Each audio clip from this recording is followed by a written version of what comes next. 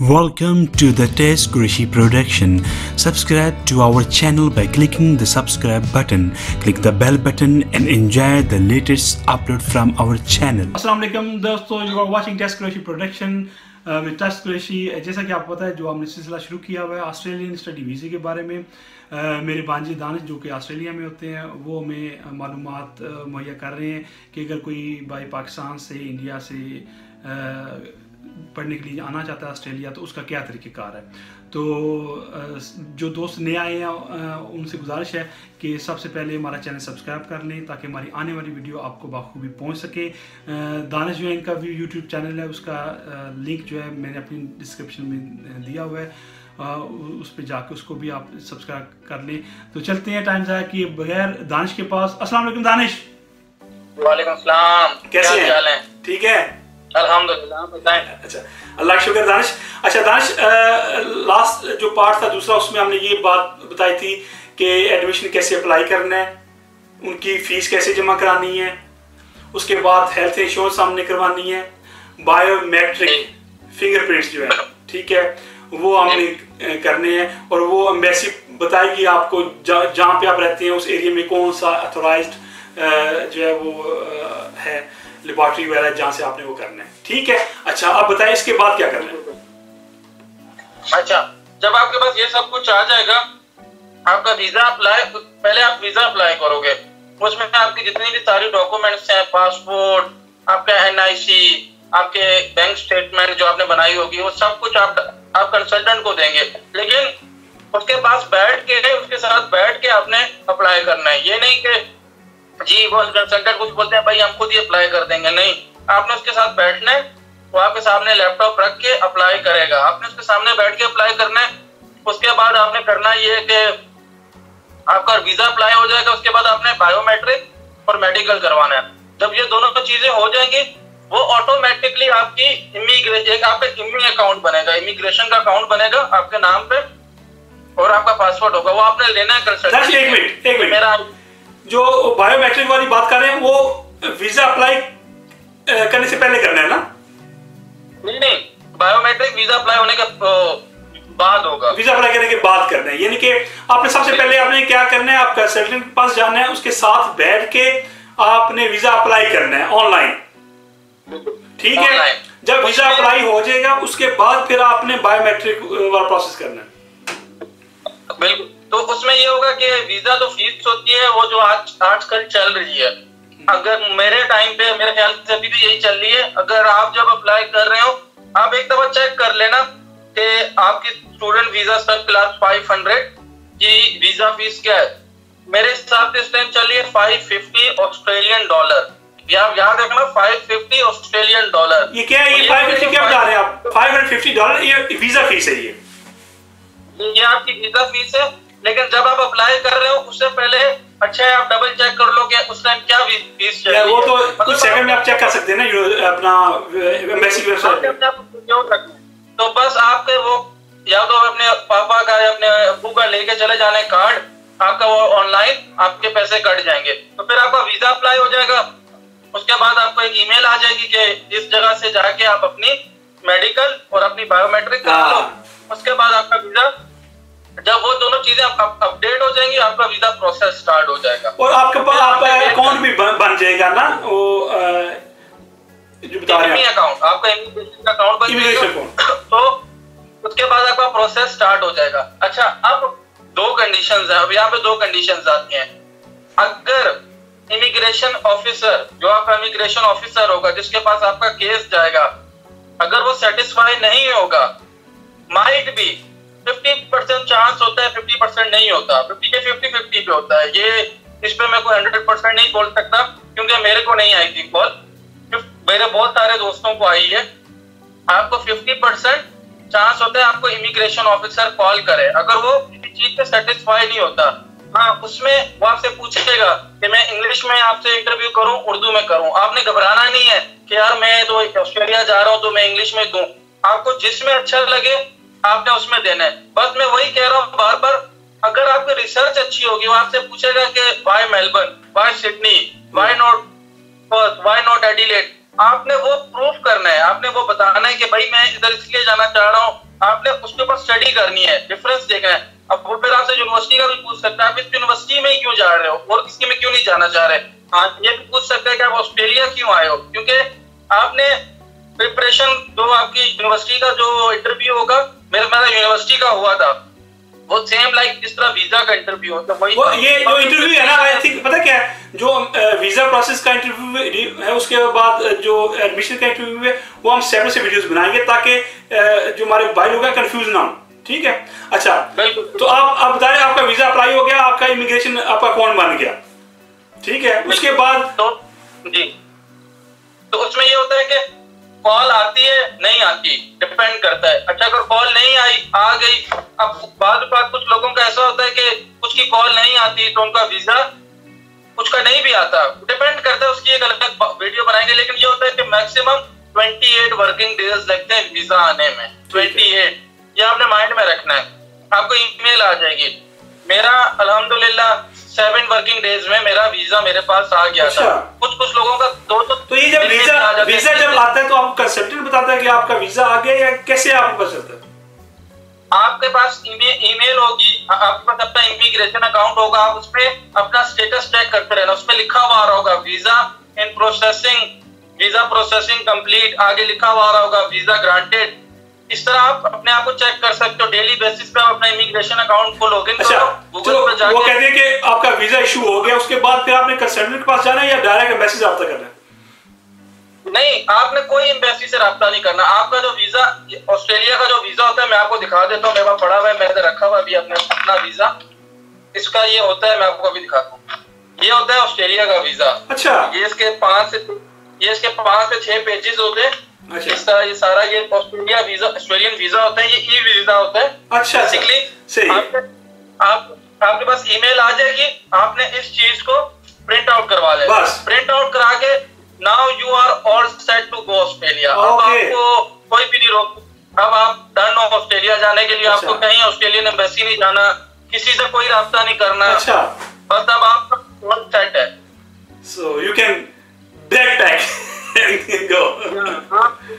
अब आपके पास एक दफा ये फाइल आ गई, आपके पास पासपोर्ट है, आपके पास अपनी चीजें हैं, आप आराम से फोन से अपना। यार जैसा कि आपको पता है कि मेरे छोटे भाई पढ़ने के लिए बेल्जियम आए हुए हैं, तो उनका तो बहुत ही मुश्किल प्रोसेस था, बहुत मुश्किल। जो सब ये बता रहे हैं ना आप, वो ऐसा नहीं, बहुत डिफिकल्ट प्रोसेस था उनका। आप यकीन करें कि मैंने उनको, क्यों मैंने स्पॉन्सर किया उनको, और मैं यहाँ पे जो उनकी बेल्जियम की एम्बेसी है, मैं सारे डॉक्यूमेंट्स अपने, आपके प्रॉपर्टी के, बैंक्स, आपकी जॉब या करते हैं जो बिजनेस करते हैं कुछ भी, वो सारी पूरी फाइल में ले गया था बेल्जियम एम्बेसी। फिर उन्होंने जनाब आधा घंटा लगा, उन्होंने सारे चेक किए। चेक करने के बाद मुझे एक पेपर दिया, उन्होंने कहा जी ये पेपर है, आप अपने भाई को पाकिस्तान भेज दें, वो ये पेपर एम्बेसी में जमा कराएंगे। यानी कि एक खाली स्पॉन्सर के लिए उन्होंने इतना वो मुश्किल किया था। जैसा मुझे आप बता रहे हैं, मुझे जो चीज़ लग रही है यार रियली बहुत इजी लग रही है, इसमें दोस्तों कोई मुश्किल नहीं है, बहुत इजी प्रोसेस है ये। अगर कोई चीज़ मुश्किल है जो मुझे लग रही है, रुकावट आ सकती है मेरे भाइयों के लिए, पाकिस्तानी दोस्तों के लिए, वो फीस है, जो यूनिवर्सिटी की फीस है, वो बहुत ज़्यादा है। लेकिन मैं ये भी चीज़ देखी है मैंने कि मेरे बहुत सारे जानने वाले हैं, हमारे गाँव के, इवन दानिश को पता है, वो तो 15-15 लाख रुपए का सेंटर देते, भाई हमें हाल ही कोई वीजा दे दे, हमें एंट्री हमारी करवा दे, हम वहाँ पहुँच जाएगी दानिश। तो यार एफएससी तो हर बंदे ऑलमोस्ट की हुई है पाकिस्तान में। आइल्स कर लो, आइल्स करना कौन सा मुश्किल है, 5.5 बैंड आ जाते हैं, ऐसी बात नहीं है। जिसका दिल होगा, कोशिश करेगा, मेहनत करेगा, वो कर लेगा। ठीक है, मुझे रियली दानिश में बहुत इजी प्रोसेस लगे। ऑफ कोर्स फीस तो देनी है, जो विजिट वीजे के लिए या डंकी लगाने के लिए 15-15 लाख फीस देते हैं ऑस्ट्रेलिया की या कनाडा की, तो ऐसे आएंगे। एक तो उनका लीगल होगा, लीगल स्टेटस होगा, वो पढ़ेंगे 3 साल में पढ़ लेंगे, डिग्री ले लेंगे, तो उनको वहाँ जॉब मिल सकती है, वहाँ पे पेपर भी मिल जाते हैं। बिल्कुल बिल्कुल, यहाँ बहुत आपका, इसमें तो इंशाल्लाह एक अलग वीडियो बनाएंगे कि किस तरह पढ़ाई के बाद क्या क्या हिसाब होते हैं, या फिर आप यहाँ पे आते हो तो आपको स्टार्टिंग में क्या स्ट्रगल्स को फेस करना पड़ता है, वो तो साथ-साथ बताते चलेंगे ना, वो साथ-साथ बताते चलेंगे। ठीक है, तो ये अब ये चीज मैं दोबारा थोड़ी रिपीट करूं, ताकि क्योंकि ऑफ कोर्स जो लोग सुनते हैं पूरी बात भूल भी जाते हैं, मैं दोबारा रिपीट करता हूं। दोस्तों, वीजा प्रोसेस के लिए जैसे कि आपने सुना, दानिश ने ये बताया है कि जब आपका एडमिशन आ जाना उसके बाद आपने कंसल्टेंट के साथ बैठ के वीज़ा अप्लाई करना है। वीज़ा अप्लाई करने के बाद फिर वो एम्बेसी आपको बताती है कि कहाँ से आपने बायोमेट्रिक जो है वो करवाना है। उसके अलावा क्या था? मेडिकल बायोमेट्रिक एंड मेडिकल दो चीजें हैं, ठीक है। वो एम्बेसी बताएगी कि कहाँ से आपने बायोमेट्रिक कराना है, कहाँ से आपने मेडिकल करवाना है, और उसके बाद फीस जमा होगी। फीस ये 550 ऑस्ट्रेलियन डॉलर राइट कह रहे हैं, और ऑफ कोर्स वो चेंज होते रहते हैं, इनको साल भी हो गया वहाँ पे गए हुए। फिर वीज़ा अप्लाई होगा। वीज़ा अप्लाई होने के बाद साथ ही आपका जब वीज़ा अप्लाई करेंगे तो एक ईमेल अकाउंट बन जाएगा, उस पर आप अपना स्टेटस चेक करते रहेंगे कि वीज़ा प्रोसेस कहाँ तक पहुँचा है। जब वीज़ा आपका डन हो जाएगा तो आपको पता चल जाएगा कि आपका वीज़ा अप्रूव हो गया है। वीज़ा अप्रूव होने के बाद जब अप्लाई आपने करना है उसके बाद 28 डेज वर्किंग डेज लगेंगे, जिसमें सैटरडे संडे जो है अकाउंट नहीं होता। 28 डेज वर्किंग डेज इनका दानिश का 7 दिन में आ गया था, कुछ का 10 दिन में आता है, कुछ का 15 दिन में डिपेंड करता है, ठीक है।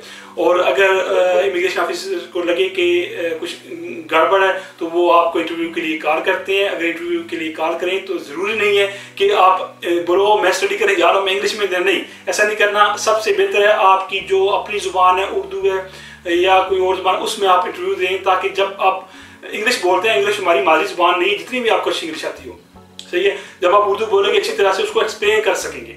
मैं बहुत दफ़ा देखा कि लोगों उनको नॉलेज होता है लेकिन उस नॉलेज को इंग्लिश में कन्वर्ट करके बाहर नहीं ला सकते। तो बेहतर है जब इंटरव्यू देने जाएं आप अपनी ज़ुबान में बात करें, बोले मुझे ट्रांसलेटर चाहिए, ठीक है, क्योंकि आपने आइल्स किया हुआ है, आपके पास प्रूफ है, तो वो आप ये नहीं कह सकते आपको इंग्लिश नहीं आती, ऐसा कुछ नहीं होगा, ठीक है। फिर उसके बाद आपका जब वीज़ा हो जाएगा वो ई वीज़ा आपको आएगा, वो ईमेल के ज़रिए आपको आएगा, आपने उसको प्रिंट आउट कर लेना है। उसके बाद टिकट बुक करा के आप ऑस्ट्रेलिया जा सकते हैं। आई होप आपको ये चीज़ समझ आ चुकी होगी, ठीक है। अच्छा दानिश, ये जो क्योंकि मैंने बहुत सारा मेरा भी तजुर्बा है, मैंने लोगों देखा है जो हमारे छोटे शहर में कंसल्टेंट जो है ना, हर जगह आप देखेंगे छोटे शहर में, और 10-20 डिफरेंट लोग हैं जो उन्होंने ऑफिस खोले हुए हैं। वो कभी कहता है जी डन बेसिस, हमेशा डन बेसिस कहते हैं। तो फिर क्या होता है उनकी तरीका वारदात क्या, मैं थोड़ा दोस्तों को बताना चाहता हूँ करते क्या वो आप कहते हैं जी कि किसी मुल्क का वो नाम लेंगे, और या यूरोपियन किसी मुल्क का या ऑस्ट्रेलिया कनाडा का, कि जी हम डन बेसिस पे आपको वीज़ा देंगे।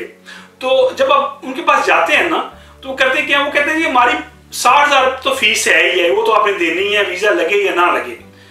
तो हम कहते हैं यार ये बंदा सही है, 60,000 इसकी फीस मांग रहा है, उससे ज़्यादा नहीं मांग रहा। लेकिन वो उनका तरीका वारदात ये होता है, आपने जाना है, आपने उनको जब फीस देनी है, 60,000 उन्होंने खा जाना है। कोई वीज़ा को कुछ अप्लाई नहीं होता, कुछ नहीं होता, आपका 60,000 जाता रहता है। वो कितने लोगों से 60,000 जब लेते हैं उनको कितने बन जाते हैं। तो मेरे भाई इस चीज़ पर गौर करें, जिस दानिश ने बताया, कोशिश ये करें बजाय उसके पास पैसे दे के बार बार उसकी मिन्नतें करना या उसको ढूंढना, बाद में उसके पीछे फिरने से बेहतर है आप अपने जैसा बड़े शहर इस्लामाबाद, लाहौर, कराची, वहाँ पे जो नज़दीक आपका जो मेन शहर है वो कितना टाइम लगेगा, 2-2.5 घंटे 3 घंटे लग जाएंगे आपको जानने में। आप उनसे पहले फ़ोन पे बात कर लें, और वो जो वहाँ के कंसल्टेंट जो दानिश नाम बता रहे हैं, फिर उनसे अपॉइंटमेंट बना के फिर आप चले जाएँ वहाँ पे। इसमें कोई ऐसी मुश्किल बात नहीं है।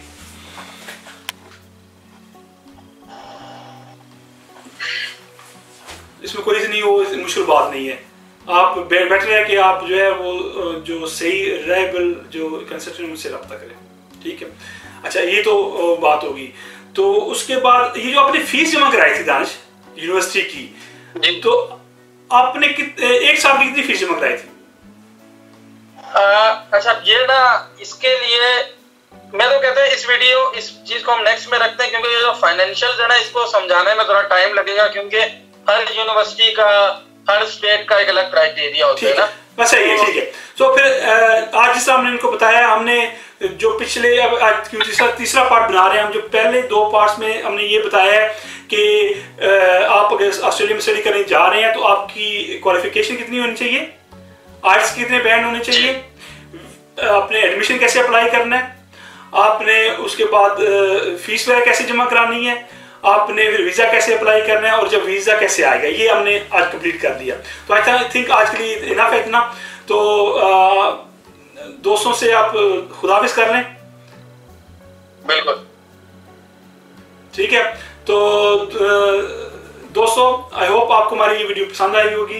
If you like this video, please subscribe our channel, comments below and share it with your friends. आज तक इतना था, इजाजत दें, अल्लाह हाफिज। Welcome to the Test Qureshi production. Subscribe to our channel by clicking the subscribe button. Click the bell button and enjoy the latest upload from our channel.